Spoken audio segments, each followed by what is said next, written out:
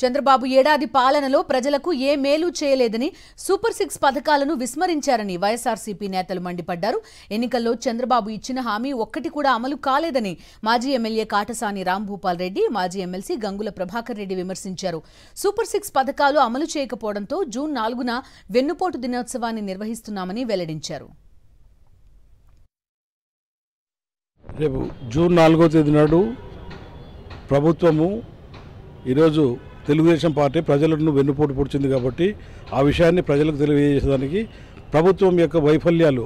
వాళ్ళు చెప్పిన సూపర్ 6లో ఒక్కటి కూడా ఒక్క హామీ కూడా అమలు చేయలేదు. ఆ కార్యక్రమంలో ఈరోజు ప్రతి కాన్స్టిట్యున్సీలో కర్నూలు జిల్లా కానీ నంద్యాల జిల్లాలో కానీ 14 తాలూకాలలో తప్పకుండా అన్ని కాన్స్టిట్యున్సీలలో మా సైనికుల్లాగా అందరూ కూడా కార్యకర్తలందరూ కూడా పోయి ఆ రోజు అక్కడ ఉన్నటువంటి తహసీల్దార్ కానీ, సబ్ కలెక్టర్ కానీ, కలెక్టర్ కానీ వాళ్లకు వినతి పత్రాలు ఇచ్చేసి ఇప్పుడు జరుగుతున్నటువంటి మొత్తం ఏమేమి అంటే ఫెయిల్యూర్ అయింది గవర్నమెంట్ అనే దాని మీద డీటెయిల్డ్గా అవన్నీ కూడా వినతి పత్రంలో పొందుపరిచి ఆ రోజు వాళ్ళకి ఆఫీసర్లకు ఇచ్చేసి మా యొక్క నిరసన తెలియజేయాలని చెప్పేసి ఈరోజు పార్టీ అధ్యక్షుడు జగన్మోహన్ రెడ్డి గారి ఆదేశాల మేరకు రేపు జూన్ 4న పెద్ద ఎత్తున సమాయత్తం అవుతున్నామని చెప్పేసి మీ ద్వారా తెలియదు.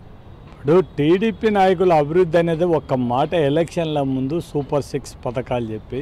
ప్రజలందరినీ కూడా తెలుగుదేశం నాయకులు వాళ్ళ అధినాయకుడి కంటే గ్రామాల్లోని నాయకులందరూ కూడా మాది పూచి మా చొక్కాలు పట్టుకొని అడగండి, మేము ఏదైతే సూపర్ 6 పథకాలు ఇవ్వలేకపోతే